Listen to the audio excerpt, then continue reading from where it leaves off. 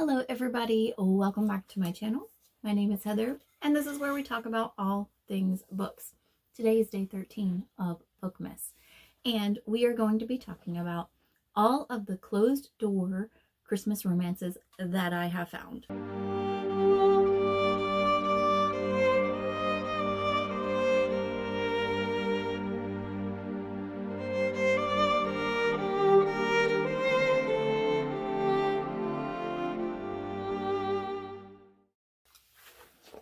So I have researched several of them and that's what I'm going to be showing you today. So let's get started. Side note, I'm having really bad problems with my throat and everything. So if I sound a little weird, I got a cough drop in my mouth because my throat is a little scratchy. The weather has been flip-flopping back and forth. Normal Mississippi weather, 50 degrees, 70 degrees, back to 50 degrees all within a few days. So it's been a little weird here. Let's get started. Number 1 is Mad About Yule. It is by author Jenny Carrick, and it is about a young woman who wants to build a life-sized Christmas village in her town square and ends up basically the only person that volunteers to help her is her worst enemy from high school that always likes to argue with her, and they banter and all of this. It is a closed-door romance from rivals to lovers. So there's that. Okay, the next one is Single All the Way, a very romantic comedy. This one is by Kate Watson, and it is about when a secret billionaire and his obnoxiously pretty upstairs neighbor get stuck together on an elevator. Their sparks could light a Christmas tree. So this one is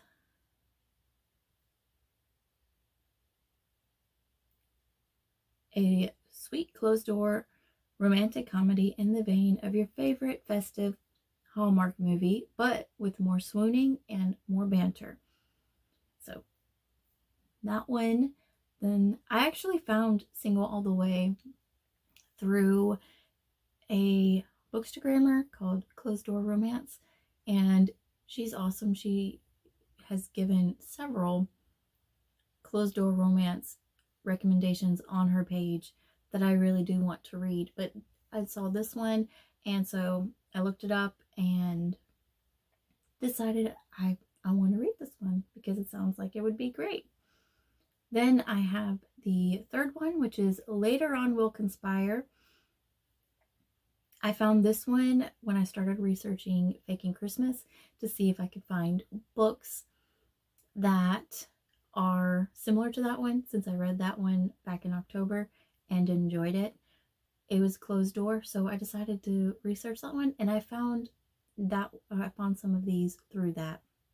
So this one is Later On We'll Conspire by Courtney Kiesel, and it says, everyone loves a Christmas surprise, just not when it's a spy in disguise. So Later On We'll Conspire is a laugh-out-loud, closed-door romance full of sizzle, chemistry, and witty banter that might require you to suspend a little disbelief. And next is Christmas Baggage, which is in the same vein of Faking Christmas and Christmas Baggage. There's several of them on here that I got from a group of authors that came together to make a collection of closed-door Christmas romances. So Christmas Baggage is by Deborah M. Hathaway, and it is about, if there's one thing she has learned in England, it's that not all Englishmen are created equal, because this guy was turning out to be a real pill. This is a clean, sweet, wholesome romance set in present-day London, England. that features enemies to lovers and forced proximity tropes. Then next is a book that I am currently reading and also falls in that group of authors that came together. And this is a Newport Christmess, not Christmas, but Christmess, a sweet romance. And it is Lovers Can Be Downright Messy. It is about a young woman who is recently divorced and has decided to make gingerbread houses for a wedding and gets basically it's forced proximity. Okay, so this one, I'm actually really enjoying this one. It's pretty funny. It says, this last year has been a total disaster, but my failed 6-month marriage takes the cake. While my ex is out having the time of his life, my coping mechanisms consist of an unhealthy obsession with true crime podcasts and trying to revive my floundering social media account. So when I get an offer from one of social media's darlings to make gingerbread centerpieces for her Christmas wedding, I can't refuse. Not only because the job pays well, but it's a last-ditch effort to increase my following before I'm forced to get a real job. There's only one problem I didn't account for. Nikki's self-proclaimed matchmaker. Nikki's a self-proclaimed matchmaker, and apparently I'm her next target. My only hope is to escape unscathed, to conspire with Nikki's grumpy, albeit gorgeous, brother, Landon, who seems equally determined to get through this wedding with his single status fully intact. All we need to do is convince Nikki we're developing feelings for each other. What can possibly go wrong? The next few are actually going to be historical romance books. I think they're actually novellas. I'm not really sure, so there's that. This one is Her Silent Night, and it is by Ashton Newbold. And the little blurb says, when Sir Edmund catches Miss Selina in a forbidden courtship at the Frost Fair, she asks for his silence, but he has a request to make in exchange, and it may cost Selina her carefully guarded heart. A full-length sweet Regency romance novel of approximately 50,000 words. Okay, so this one is not a novella like I thought it was. Her Silent Night is the first book in the clean and sweet Regency romance Bells of Christmas. This is a standalone novel, but the books are best enjoyed in order. Okay, so there are 5 of them, and there's this one which caught my eye because it's gorgeous. I love her dress. It's absolutely beautiful. And then the second one in the series is All is Merry and Bright. And this one is he's found the woman he wants to marry. It's a shame she is already engaged to someone. So that's book 2. Book 3 is Thawing the Viscount's Heart. And it's spending Christmastide with her was the last thing he wanted. So I'm thinking this one may be a grumpy or like enemies to lovers. Yes, enemies to lovers romance. Yep. But this one I thought about reading as well. And then the 4th book is On the Second Day of Christmas. And this one is Slipping on the Ice is Bad Enough. Being treated by the physician she rejected years ago is simply unbearable. This is book 4, and this one is a second chance romance. And then the last one, which is book 5, is The Christmas Foundling.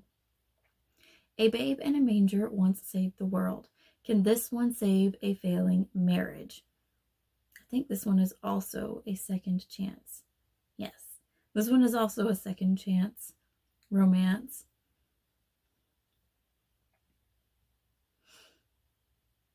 I will say this one deals with from what I've read of the whole description, it deals with infertility and the issues and the strain it puts on a marriage. So I am putting that out there to warn other people who have had issues with infertility that may not want to relive those experiences or those feelings. So be warned that that is definitely in here. And then the next one is not part of the Regency Christmas books, the historical fiction romance books. This one is one that I found, and it is The Christmas Letters. Can an old letter spark a new flame? And this one is about a young woman who ends up getting stuck in a bathroom stall, and when paramedics come, she ends up falling for the cute paramedic, and the cute paramedic is trying to, keep her at bay because he has fallen for a woman he writes letters to, but is also eerily similar to the woman he just met. So that is the gist of the book. And I think that is it. And then the last book that I have on here, I've already talked about. It is Faking Christmas. It is still a closed door romance, and it is very fun. And it is basically fake dating. So there's that one. I enjoyed this one so much. It was very fun and very sweet. And you have two teachers who are there, and the female doesn't really care for the male a whole lot. She thinks he is very wishy-washy, I guess.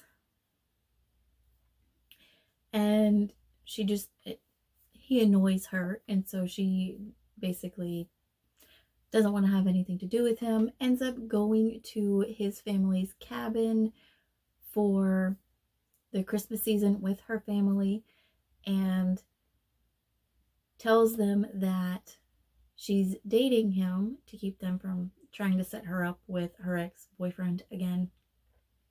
And his family actually owns the cabins that they're staying at. And so when he shows up, they have to put on a show to prove that they are actually fake dating, or that they're actually dating instead of, pretending. So it's very interesting, and I enjoyed it. The fake dating and close proximity, all of it is in there. And it's arrivals to lovers, and it's a lot of fun. I enjoy it so much.